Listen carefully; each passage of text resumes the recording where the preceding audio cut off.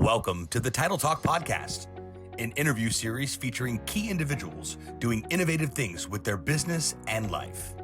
And now, here's your host, Richard Barbara. Today, let's talk about perseverance, right? One of my favorites. It goes right with checking your ego at the door and figure. Were you guys just talking about that? She sighed heavily. Yeah, there you go.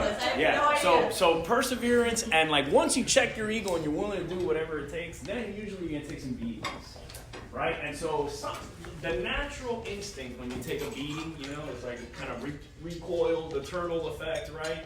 So you kind of clam up, and that's not really the best way to deal with it, right? So I'll tell you a story about perseverance, funny story, right? And I'll tell you a better one. So I'm Monday morning, I usually start at Home Depot at 6 a.m., but I had the day off at Home Depot because we didn't meet the day before to get the list. So I go to the site first, and when I go to Home Depot like at 9:30, and they tell me I gotta bring 2 plywoods, big ones, and 20 Durocks. Who knows what Durock is? It's like a little thing of concrete paper, concrete sheet, and some studs and frames for walls, and 2 cans of traffic paint for the county. I've been busting my chops about how we don't park in the right place. He says, I can't paint the lines. I'm gonna buy you traffic paint. I was happy as shit. Okay, so bought the county, the traffic paint, the whole thing. And my assistant, then as I'm leaving Home Depot after I've loaded now 40 Durocks, because I'm a moron. I don't ask the Home Depot guy to help me. So I put the 20 onto the cart and then the 20 onto my car. So there's 40 Durocks. And the plywood, they're by myself, right? Like an idiot. And I'm covered in dust head to toe. I haven't even worked yet. And my assistant starts texting me that there's something going wrong at the office. And look, my Monique, who you haven't met, has been with me 13 years. Legna, who you have met, has been with me 9 years. I'm like married to these women, okay? So when adding my wife to the mix, it's 3 women that have the ability to get my blood pressure going. It's crazy. So of course Legna starts pouring. She's just, and I'm trying to drive in the traffic, and I'm making a left where I can't, and there's some lady behind me, and I forgot to put the gate up. Oh no. I forgot to put the gate up because I was fucking dumb. Like texting, I'm like this, and I'm like loading shit, and sure enough, boom! I'm like, now I'll go by the office! And all I hear is, and when I go back, I have the photo to prove it. I'll send it in the WhatsApp. Not sure it'll add value, but I don't think it'll offend anyone. So I'll send it. And so this is where I learned. I had a glimpse, guys, a glimpse of life. I learned so much about myself. It was on 8th and 32nd Avenue proper. 8th Street and 32nd Avenue proper in the middle of the intersection. At that time, by now it's 10:27. So it's that time of the morning, you know it, traffic sucks and everyone's hungry, but it's not early enough to eat lunch. So you're in that nether hour of the morning, right? People are furious, and so I'm driving, I get to the cemetery, I turn around, and I'm looking at the materials. And here's the perseverance part on the street. I'm looking at people, and people are like, who the fuck did this? The Cubans are out. No, there's an old man with a cane, he's pointing at the street.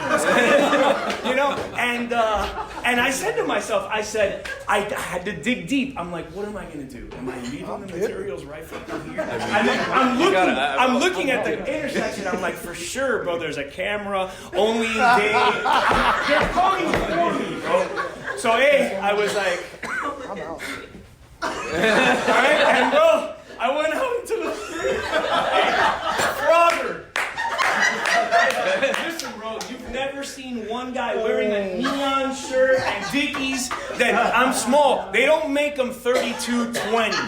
Like I need them 32.20. Okay, so you're buying 32.30. They're still to here. So I'm rolled up Dickies and boots. Okay, and I'm chucking Durock into the truck, which is blocking traffic.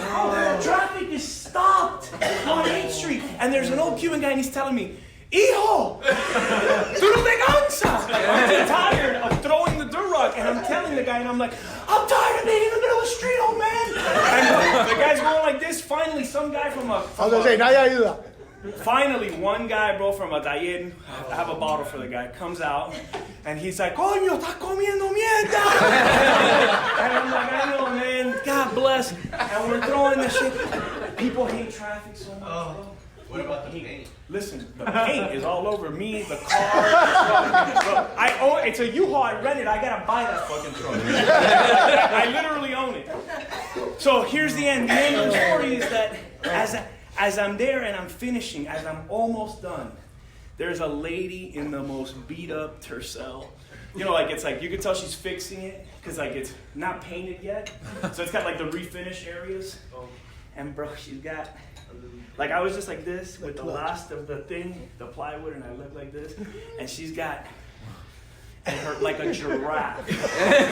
Her whole neck came out of that car, and she goes, "Estúpido!"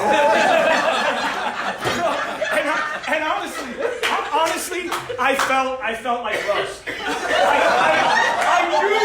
I knew immediately what it's like to live like Russ, bro. Everybody pissed at you all the time. Hey, it's all your fault, right? This is my fault. I want to blame my assistant, but it's really my fault. Okay? So I'm like, oh, fuck, this is what Russ feels like. When I see him, I'm going to give him a big hug. Okay? So I got in the car. I was trembling. Like, literally, for the next half hour, my entire body was, like, trembling. I was so sore and this and that. And I realized, though, I get back to the site, I tell the story, and the oldest guy on the site, electrician, feels bad for me. He goes, "Hijo, did you know what that running is? You're not used to this, man. You're not used to this, man. It's not for you." I was like, I thought I'd been taking it pretty good this whole time, but holy shit, today it all came out. And, man, this ain't, I just don't know how to do this. You know? And so what I learned, though, man, is that it doesn't matter.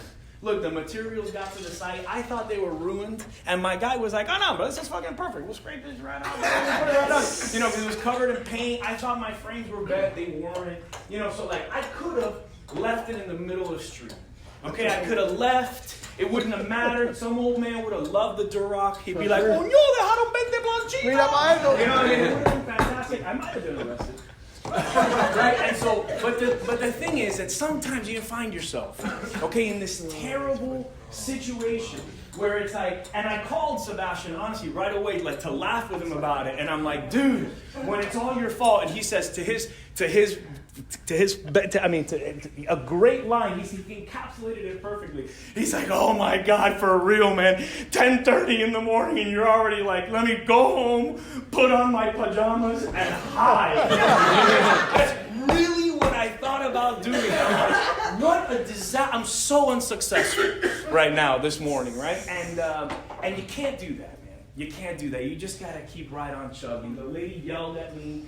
Listen, in my younger days, I would have shattered at that. I laughed. I was like, "You're so right. I'm a fucking moron." And it's like, all that schooling, close the lift gate, idiot. You know? And it's like, so you just gotta persevere. You just gotta persevere. And it's a great golfer once said, he says, "Even in our darkest hour, we must never despair."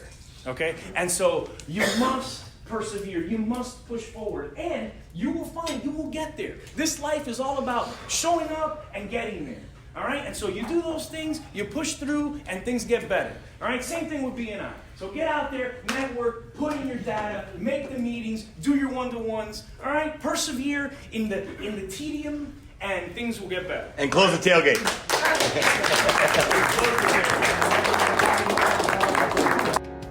Thanks so much for tuning into this episode of the Title Talk podcast. If you haven't done so already, please make sure to subscribe to the show. This way you'll get future notifications of episodes as they become available. And if you feel so inclined, please leave us a review. We sure do appreciate it. Signing off from the Title Talk studio here in Coral Gables, Florida. We'll talk to you next time.